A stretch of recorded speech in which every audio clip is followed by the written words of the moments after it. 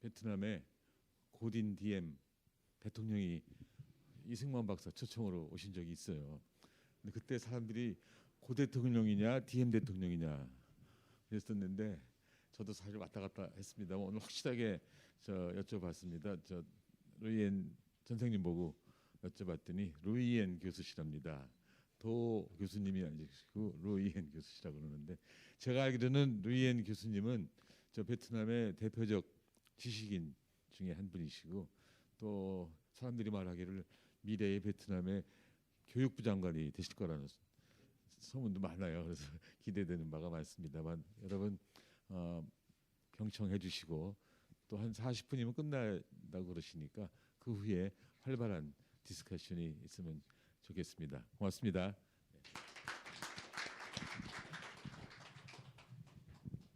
네, 그러면 루이엔 교수님 잠깐 나오셔서 강연해 주시면 될 것 같습니다.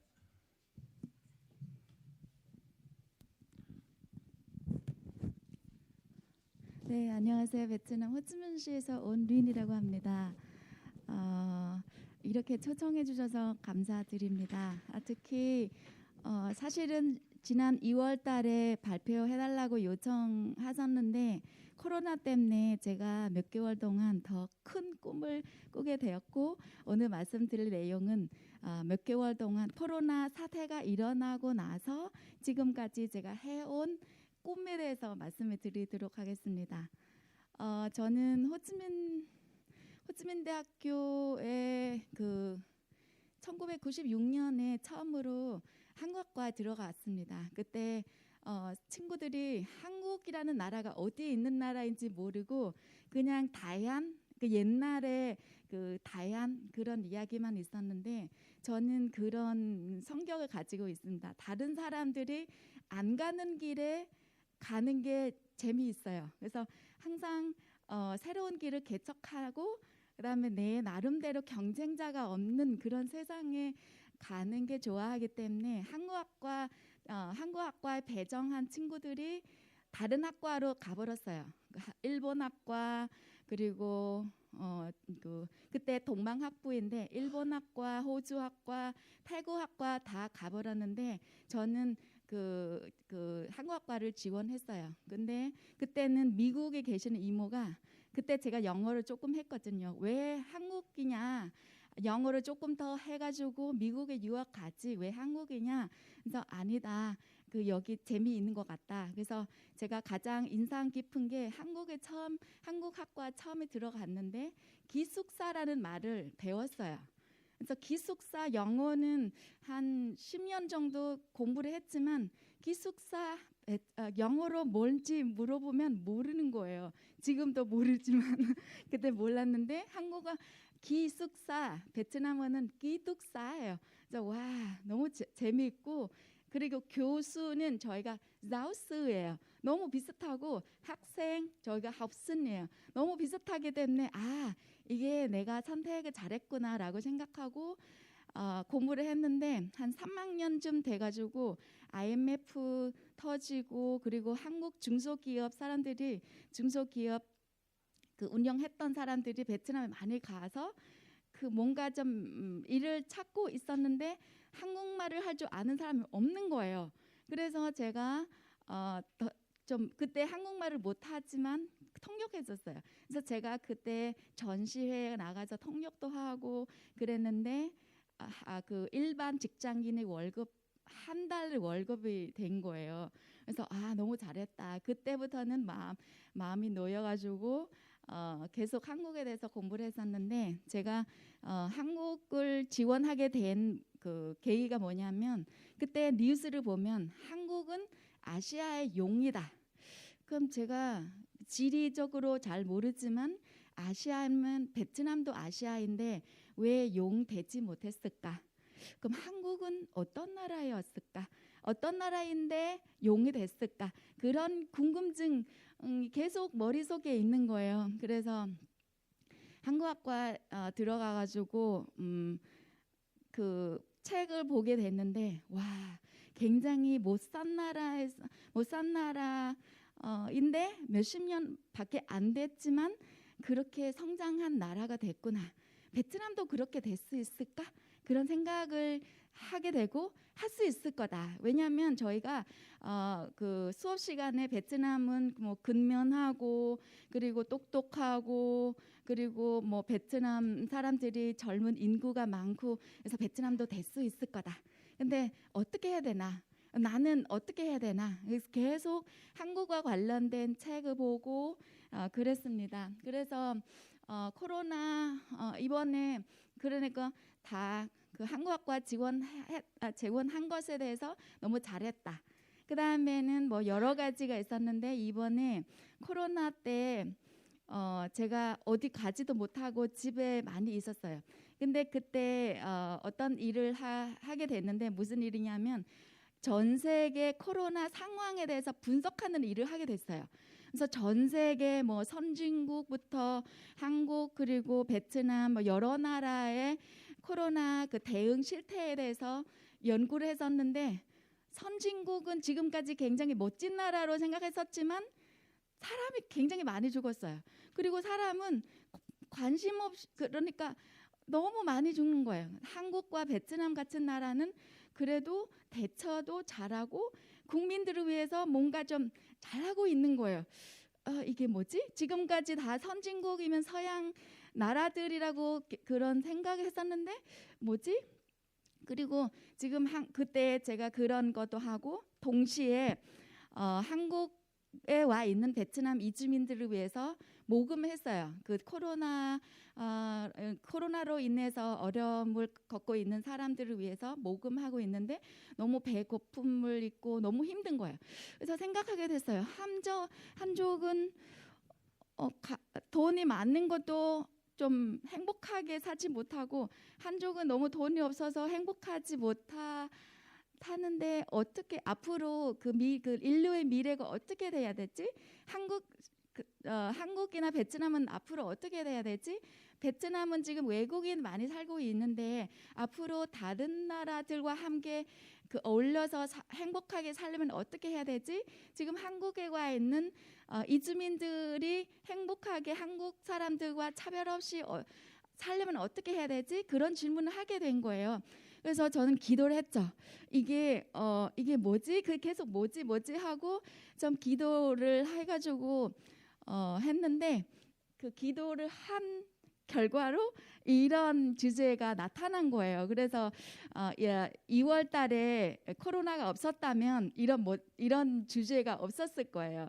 그래서 오늘 그 과정 주제에 대해서 그 과정에 대해서 길게 말씀을 드렸지만 제가 그동안 어떤 생각 가지고 행동해 왔는지 그리고 이 주제를 하게 된 이유에 대해서 말씀을 드렸습니다. 일단은 저는 아까 총리님께서 소개를 해주셨는데 저는 그 마스크 때문에 얼굴이 제대로 나오지 못한 것 같아서 예쁜 사진을 준비를 했습니다. 아까 풀렘은 베트남식으로 발음하면 로, ngọc, 룬이에요. 그런데 보통 베트남 사람들이 끝 이름을 불러요. 그래서 룬이라고 부르는데 한국식으로 표현하면 루엔이라고 저를 룬이라고 불러주시면 좋은 것 같습니다. 그리고 저는 78년생입니다. 말띠이고요. 근데 우리 엄마가 이야기한 게 말띠인데 굉장히 잘 뛰는 말띠입니다. 호치민대학교 한국학과 나왔고요. 그다음에 석사는 서울대학교에서 공부를 했습니다. 그래서 제 졸업장을 보면 지금 총리님 이름이 있으세요. 그래서 지난번에 베트남에서 우연히 알게 됐는데 그때 저는 서울대학교에 있었는데요. 그래서 그 졸업장을 딱 보니까 총장님 이름이 있으시더라고요. 그래서 굉장히 깊은 인연이 있는 거죠. 그리고 연세대학교 박사는 연세대학교에서 공부를 했습니다. 그래서 이렇게 보면 굉장히 총장님께서 좀 조금 서울대학교에서 공부를 했는데 왜 연대 갔니? 그런 말씀하셨는데 저는 아까 말씀드린 것처럼 새로운 길을 개척하는 게 좋아하기 때문에 서울대학교에서는 정통적으로 그 전문성을 가지고 있는 이론적인 거를 배웠어요. 사범대에서 배워가지고 뭐 굉장히 유명한 교수님 밑에서 이론적인 그런 공부를 많이 했습니다. 근데 이 이론을 가지고 어떻게 실천해야 되나 생각해 보니까 우연히 연세대학교 교수님을 알게 돼가지고, 근데 그 교수님이 굉장히 외국인을 위해서 많은 연구하신 여자 교수님이세요. 굉장히 제가 되고 싶은 그런 모델이기 때문에 연세대 갔죠. 근데 그때 저희 지도 교수님이 좀 돌아가셨어요. 돌아가셔가지고 좀 그 무왕조왕 하고 있었는데 그 새로운 교수님 만나게 돼서 여기부터 여기까지 가게 된 것도 어떻게 보면 우연이 아닌 것 같습니다. 그래서 호치민대 학사는 호치민대, 석사는 서울대, 그리고 박사는 연대. 지금 고려대만 가면 되죠. 그래서 혹시 여기 고려대에서 오신 교수님 계시면 저를 지도 좀 해주세요. 제가 고려대에서 가서 여기는 저희 같이 도와주는, 저를 그동안 많이 도와주는 아기 아빠이고요. 한국에서 이렇게 젊은 베트남 친구들과 함께 활동을 굉장히 활발하게 하고 있습니다.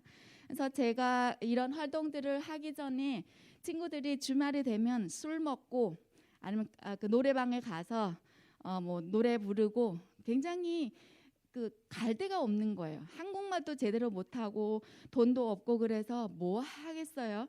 그래서 제가 이 친구들 모여가지고 한국말도 가르쳐주고 책도 같이 읽어주고 그랬어요. 그래서 이 친구들이 이게 행사, 그 불교와 관련된 행사인데 조계종 아니다 연등회, 그 연등회 준비하는 그 장면입니다.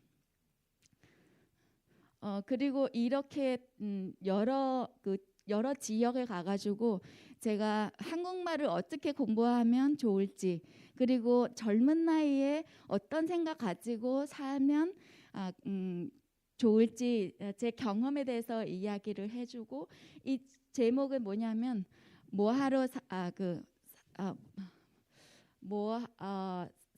어떻게 살아야 되냐라는 그 주제로 했고요. 그리고 이게 베트남 교육자들하고 연결하는 일도 해왔습니다. 그래서 그 베트남에서 카네트윈이라는 교육 회사를 만들었습니다. 카네트윈. 그래서 연결해서 서로 윈윈 될 수 있도록 하기 위해서는 이렇게 해놨는데요. 한국에서 좋은 교육 모델이 있으면 베트남하고 연결해가지고 서로 좀 일할 수 있도록 연결을 해줬고, 그리고 제가 한국에 와가 2002년에 왔는데 2004년부터 아르바이트 할 때마다 조금씩 저금해가지고 장학금을 주기 시작했어요. 그래서 그때 뭐 10%, 그러니까 예를 들어서 10만 원을 벌었으면 1만 원을 적금해서 장학금을 주기 시작했는데, 1만 원은 지금도 1만 원은 한국에서는 1만 원은 큰 돈이 아니지만 베트남 시골에 있는 친구들한테는 굉장히 큰 돈이에요. 그래서 제가 계속 조금씩 적금해 나가지고 장학금을 줬는데 한 14년, 15년 정도 됐습니다. 그래서 조금씩 그리고 독서실, 최근에 그냥 돈만 주는 게 아니고 학생들이 책을 통해서 세상을 좀 넓은 세상을 볼 수 있도록 하기 위해서는 독서실도 지원해주고 책도 좀 지원해줬어요. 그래서 베트남은 어떻게 보면 그 공산당이기 때문에 학교에서는 당과 관련된 이 책이 많아요. 재미없어요. 그래서 책이라고 하면 굉장히 어렵고 뭐 그런 것인데, 최근에 제가 뭐 만화라든지 그리고 뭐 올바른 인성을 교육하기 위해서는 어떤 책이 필요한지 그런 것을 그런 책들을 제가 좀 지원해주고 있고요. 뭐 책 번역도 하고, 이게 베트남 이 대통령님의 책은 제가 번역한 거 아니지만 아는 선배가 번역해가지고 제가 이렇게 대통령님하고 또 같이 만나고 한국어 책을 번역을 많이 했어요. 이렇게 책, 이게 편집도 하고, 그다음에 베트남 전래동화인데 한국어로 만든 거예요. 그래서 다문화 가정 아이들을 위해서 베트남은 어떤 나라인지 소개하기 위해서 이런 책들을 만들었어요. 뭐 이게 용과 선녀의 나라는 단군 신화 같은 그런 책입니다. 그래서 한국어 이중언어로 만들어서 소개하고 있고, 별나무 이야기도 마찬가지로 베트남 전래동화인데 베트남에서 실제로 있는 열매예요. 그래서 사람들이 물론 그 이름 베트남 이름은 그 별나무 아니지만 이렇게 자르면 별같이 생겨요. 그래서 애들한테 소개를 해가지고 이게 그 이견희 회장님과 관련된 책인데요. 번역해가지고 삼성전자가 왜 그렇게 first mover가 될 수 있는지에 대해서 제가 알게 됐어요. 그래서 뭐 어렵고 힘들 때 항상 이 책을 다시 펴서 읽고, 그다음에 베트남 친구들한테 소개도 하고 이야기도 하고 글도 쓰고 그랬습니다. 그리고 이 책은 뭐 한국과 베트남 그 한류를 보는 그런 책이고요. 뭐 여자라면 힐러리처럼이라는 책도 번역했고, 아버지가 딸에게 들려준 이야기들, 이게 한국 그 문화에 대해서 이야기를 한 것인데요. 그래서 그리고 이 책은 최근에 제가 이따가 뭐 이야기하겠지만 이 책은 이따가 말씀드리겠습니다. 오늘 말씀드릴 내용은 일단은 사회적 배경에 대해서 말씀드릴 거고, 큰 꿈을 꾸게 된 계기, 그다음에 향후의 5년 계획, 그다음에 한국인과 꿈꾸는 대한민국의 미래, 이렇게 크게 4가지 내용으로 말씀드리도록 하겠습니다. 첫 번째는 사회적 배경. 아까 말씀드린 바와 같이 제가 한국은 아시아의 용이란 말로 한국과 인연을 맺게 됐습니다. 그래서 그동안 96년이니까 지금 25년째 된 거죠. 그래서 25년 동안 항상 한국은 외국이라고 생각하지 않고 어떻게 하면 한국과 베트남 간에 서로 좀 동반 성장될 수 있는지, 오늘 주제에 맞는 것 같아요. 그래서 항상 그런 생각한 거예요. 통역할 때도 베트남 사람 입장에서 이야기하지 않고 한국 사람 입장에서 이야기하지 않고 어떻게 하면 이 둘이 잘 좀 통할 수 있도록, 물론 제대로 통역해야 되는데 어떤 상황은 좀 싸울 때가 있잖아요. 근데 서로 윈윈 될 수 있도록 그런 방향 제시도 해주고, 특히 베트남 공무원들이 한국에 오면 정책을 어떻게 만들어야 되는지 모르는데 와서 공부하고, 그다음에 제가 학교에서 공부를 했으니까 제가 보기에는 베트남은 이렇게 했으면 좋겠다. 그래서 제가 통역하면서도 제 의견도 함께 제시를 하고 그분들이 그 리포트를 잘 만들 수 있도록 함께 도와주는 그런 역할도 해왔습니다. 그런데 한국에 경제적으로 굉장히 발전했지만 기술적으로 굉장히 발전 많이 했어요. 그런데 사회가 굉장히 불안한 거예요. 그래서 뉴스, 요즘은 저희 집에서는 그 TV도 없거든요. TV를 보면 사건, 그리고 부정적인 사고들이 굉장히 많아요. 그래서 저희 집에서는 TV도 없어요. TV로 없는데 제가 원하는 뉴스라든지 제가 원하는 기사가 있으면 인터넷 들어가서 보는 거예요. 저희 애들이 TV를 안 본 지 한 10년 정도 됐어요. 그래서 한국은 사회적으로 굉장히 불안정하다. 그리고 특히 최근에 여러분도 아시다시피 시장님, 서울시 시장님을 비롯해서 대통령님 뭐 그렇게 어려워서 그냥 목숨을 끊는 경우가 많은데, 그래서 높은 사람들조차 그렇게 했는데 특히 어린 학생들이 문제를 해결하지 못하면 그렇게 잘 살아면 되겠구나라는 인식을 갖게 될까봐 그런 걱정을 많이 했는데요. 그 우울증, 그래서 지금 우울증에 걸린 인구가 연령이 굉장히 낮아져요. 저희 언니가 한국 사람하고 결혼했는데 아들 둘이 있는데요. 지금 큰애가 우울증에 걸려가지고 학교 가지 못한 거예요. 학교에서 굉장히 뭐 스트레스를 많이 받았나 봐요. 그리고 특히 다문화 가정 그 아이기 때문에 학교에서 그 더 많이 좀 그런 불안감을 느낀 것 같아요. 그리고 인종차별이 좀 어떻게 보면 굉장히 심한 것 같아요. 그 서양 사람들이 그 보면 예를 들어서 저하고 여러분이 딱 보면 누구 서양 사람이면 딱 보면 알 수 있는데 서양 사람이 아니고 동양 사람들이기 때문에 비슷비슷하게 생겼지만 너 어디서 왔니? 그래서 뭐 어디 뭐 베트남에서 왔다 하면 굉장히 이렇게 무시당하고 그다음에 하는 말이라든지 하는 행동이라든지 그런 것을 차별이 굉장히 많은 것. 특히 지하철 같은 데에서는 그런 눈빛으로 제가 많이 좀 느꼈거든요. 근데 그렇게 차별을 받고 있었는데 제가 한국 사람들한테 나는 서울대학교 연대학교 연세대에 나온 사람이야라고 말할 수 없잖아요. 그래서 생각하는 게 내가 어떻게 하면 당당하게 이 사회에서 나도 발전하고 우리 가족도 발전하고 한국 사람들한테도 도움이 될 수 있는 일이 뭐가 있을까 계속 그런 생각을 해왔는데요. 그래서 저희 애들이 지금 큰애는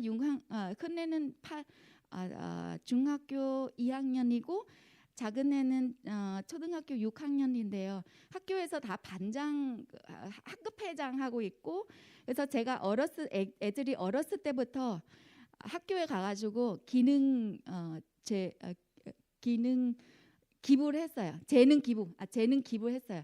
베트남에 대해서 이야기도 하고 재미있는 이야기도 하고 그래서 저는 뭐 전쟁 이야기 같은 거를 안 하고 재미있게 베트남이라면 굉장히 아름답고 재미있는 거 많고 베트남 친구들이 공부도 많이 잘하고 그런 이야기를 하니까 저희 애들에 대해서 굉장히 호감이 느끼나 봐요. 그리고 저는 항상 애들을 글로벌 리더로서 네가 문제 해결을 어떻게 해야 되는지 저도 항상 글로벌 리더로서 문제 해결을 어떻게 해야 되는지 항상 그런 생각 가지고 지금은 글로벌 리더가 아니지만 항상 그런 생각 가지고 있기 때문에 애들한테 그렇게 교육하고 있습니다. 그래서 어제 어떤 상황이 있었냐면 중학교 애가 아들이에요. 그래서 다른 남자 애들이랑 뭐 다른 학교 여자 학생들하고 놀다가 뭐 싸웠나 봐요. 그래서 싸워가지고 뭐 욕도 하고 그랬나 봐요. 그런데 그 여학생은 저희 애 학교에 신고했어요. 언어 폭력했다고. 그래서 저희 애들이 굉장히 불안해한 거예요. 오늘 어떻게 해야 되지? 그건 제가 아까 그래서 제가 애기한테 이야기해서 괜찮아. 네가 괜찮아. 오토바이 자전거 타다가 넘어갈 수 있어. 이번에 자전거 타는데 넘어가는 것처럼 느끼면 돼. 그런데 중요한 게 이런 일로 인해서 네가 배우게 된 게 무엇이냐. 그리고 그 여학생들한테 감사하는 게 무엇이냐 한번 이야기해봐라. 그래서 자기가 배우는 게 자기 주도적인 그런 생각을 안 가지고 뭐 다른 친구들이 뭐 욕하자고 하니까 따라했다. 그리고 여학생들한테 감사하는 게 저는 나쁜 말을 씨앗을 뿌렸는데 여학생들이 나쁜 말을 했다고 신고했기 때문에 앞으로 나쁜 말을 안 나게 될 거다. 그래서 여학생들한테 너무 감사하다. 그래서 그런 이야기를 하니까 너무 뿌듯한 거예요. 그래서 오늘 원래 제가 여기 오는데 애가 학교에 가거든요. 그래서 네가 잘했다. 실패는 그 인생에는 실패는 당연한 것이다. 그런데 그 실패를 통해서 그 사고를 통해서 배우게 된 게 뭐냐, 감사하는 게 뭐냐라는 두 가지를 제가 이야기를 했거든요. 그래서 학교에서 그래서 그런지 반장으로서는 굉장히 좀 인기가 많은 것 같아요. 근데 아직까지는 차별을 받고 있어요. 그리고 큰 꿈을 꾸게 된 계기가 뭐냐면 코로나 인해서 선진국들의 모델에 대한 신뢰도가 낮아졌습니다. 지금까지 미국 그리고 뭐 유럽 다 아메리칸 크림이잖아요. 근데 이번 사태 때문에 사람들이 미국 저희 베트남 사람들도 미국에 많이 살고 있는데 굉장히 베트남에 들어가려고 하는 사람이 많은 거예요. 지금 베트남은 코로나 대처가 잘 되기 때문에 여러 나라에서 살고 있는 사람들이 베트남에 가려고 한 거예요.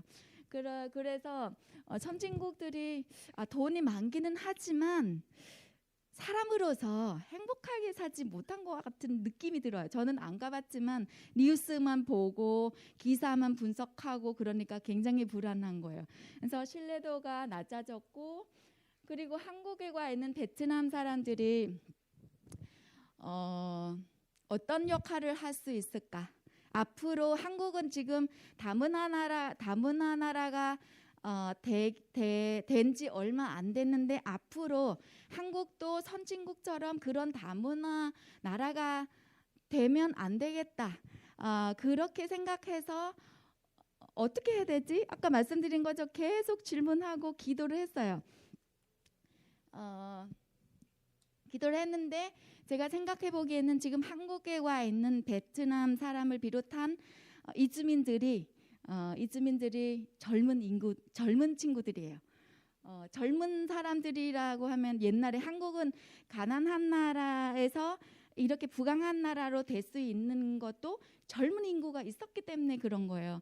제가 그 이명박 대통령님 그 책이라든지 아니면 전주영 그 현대 회장님 이야기를 아니면 삼성전자 그런 분들의 이야기를 들으면 그때는 아무것도 없었는데도 젊은 젊은 사람의 갈망만 있고 가능하다, 불가능한 일이 없다라는 생각 가지고 해왔는데 우리도 이주민들이 지금 뭔가 미션만 잘 주면 그 사람들이 굉장히 큰 그런 영향을 할 수 있을 거라고 생각한 거예요. 그리고 잠재력이 있는 인구. 젊은 친구들 중에 굉장히 다른 베트남이나 다른 나라에서 교육 잘 받고 오는 사람들 많아요. 막노동하고 있지만 대학에 나와서 대학 나오는 친구도 많아요. 왜냐하면 베트남이나 그 동남아시아에서 대학 나와도 좀 직장 생활을 하면 수입이 많지 않기 때문에 뭔가 좀 잘 코리안 드림 잘 살기 위해서 온 경우가 많기 때문에 잠재력이 있는 친구도 많고 지금 한국의 부족한 점을 채울 수 있는 인구잖아요. 계속 한국은 고령화 시대가 됐다. 인력이 부족하다. 그리고 중소기업이 인력난을 겪고 있다. 그런 이야기를 많이 하고 있잖아요. 많이 하고 있는데 젊은 친구들이 인력이 많이 와 있어요. 근데 한국은 제대로 이 인력들을 활용하지 못하고 있는 거예요. 그래서 이게 기회로 보는 거예요. 그다음에 방향만 잘 잡아주면 굉장히 큰 그런 힘을 발휘할 수 있는 인구라고 생각합니다. 그래서 제가 한국에 와 있는 이주민들을 많이 만나봤는데요. 굉장히 열정도 넘치고 뭔가 좀 방향만 잘 잡아주면 굉장히 큰 그런 인물들로 될 수 있을 거예요. 그래서 한국 사람들이 이런 잠재력을 보면 굉장히 좀